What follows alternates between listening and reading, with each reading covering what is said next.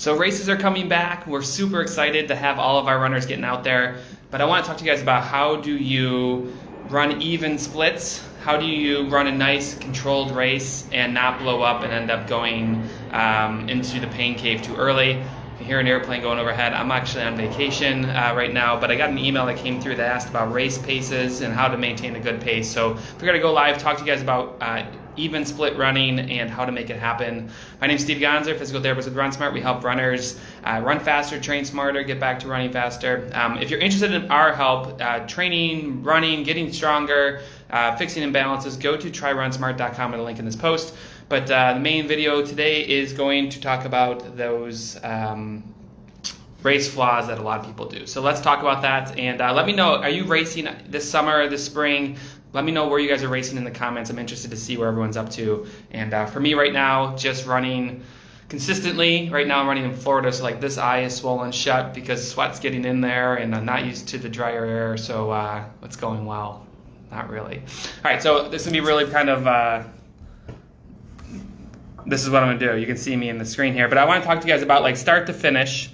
And here's, let's say this is your race pace. Let's talk about what most people do wrong, because something special happens on race day, right? For whatever reason, I think it's mostly mental, and the adrenaline kicks in. It's much easier to run harder paces on race day, which is kind of trouble, right? Because you all of a sudden are running too fast, too soon, and you're like, oh my God, this is too fast, but it feels so good. And that is the trap that a lot of people get into, especially with the longer races. So let me show you what most runners do. They usually start off, here's race pace, they start off and they take a couple miles, and then they finally maybe start to settle in. And what ends up happening is they hold that, and then they have this tank at the end, where like, over in the beginning, they're storing time. These are runners who are like, they're doing math in their head. They're like, okay, they're banking like, oh, I banked 20 seconds that last mile. So if I slow down by 20 seconds towards the end, not a big deal.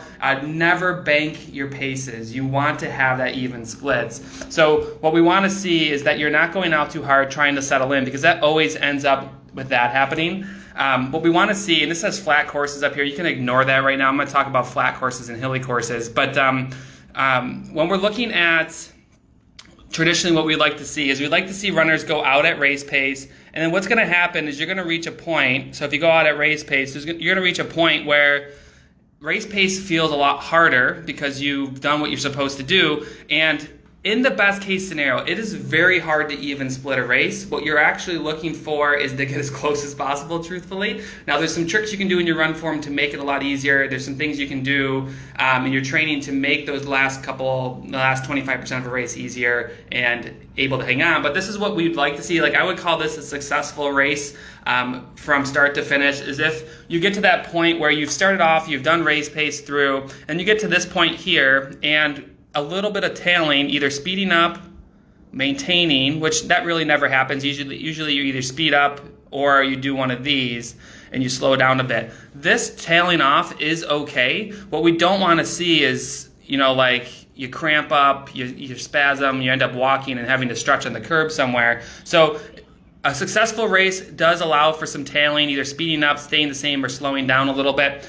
So don't feel like you have to completely hit that goal pace from the start. You just don't want to buy into the magic of racing that you go out way too fast and start banking time. So if you go through mile one, you're like, I banked 30 seconds.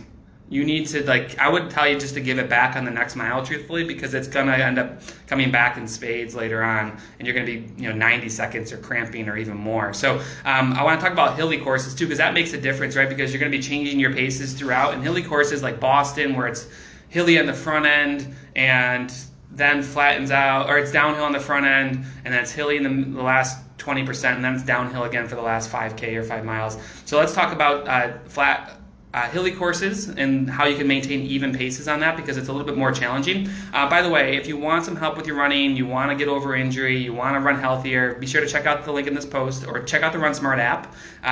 We have a really great strength workouts and training plans that help you guys get to this point where you're actually at race day feeling great. So race pace, let's say this is not, we're not going to talk about flat courses anymore, we're going to talk about hilly courses. So a normal hilly run, what you're expecting to see is your pace fluctuate like this throughout the run. So you're going uphill, you're going to be a little bit slower. You're going downhill, you're going to be a little bit faster, and vice versa. What I tend to see with a lot of runners where they go wrong is they go on an uphill portion, and let's say they go on an uphill portion and they try to maintain race pace here. And then what ends up happening is they hit the downhill and they drop below race pace. And then as the race goes on and they hit another hill, this will climb up, and then this will not really decrease as much. And then as the race goes on, they really start to go way above, and they never really get, even on the downhills, back to a pace that's even resembles that. So as they try to hit this front end, or they try to hit really any hill, you really cannot be focused on maintaining your pace on the uphills. You want to give some pace on the uphills, you want to give some time, and you want to capture it back on the downhills. And things like Boston, what you're going to do is you should have a strategy there to know, okay, I'm going to come through mile 6, 2 minutes ahead of schedule, but I know when I hit those Boston hills, Newton and all the craziness that happens right before the downhill finish, that you're going to be giving that time back. But let me go through. I'm going to show you one other thing that I see quite a bit on a more hillier course is runners will try to hold race pace on the uphill, and then they'll hit their downhills, and then all of a sudden, like the next couple of hills, let me go back. It's a hill at the beginning of the race. They're super excited, so they run up the hill too fast. They run down the hill too fast, and all of a sudden, before they know it, this thing skyrockets up and never gets back down. And then they even hit a flat ground, and they're way up here, and then they really start to tank with those hills. So just know that you have to give some time back. You have to do the things that you need to do. And even splitting is really, really important. My son's right there. Is really important early on, because like I said at the beginning of this video, something magical happens on race day. Everything feels a lot easier, and it's very easy to buy into the hype. Have a strategy, have a plan, and study the race a little bit so you can have a successful race. No one ever wants to finish their race going, I never want to do this again, although I've been there. But you want to, what's really magical is when you run a strong race and you're coming through the last 25% and just picking people off and just going and getting them and just feeling super strong. So have a plan. Don't go out too hard. Don't buy into the hype. And if you want some help with your running, be sure to check out the Run Smart app. Strength workouts to fix imbalances, get you back from injury, training plans to help you have your best race ever, and run smart and pace well. All right, have a great day, everyone. Bye.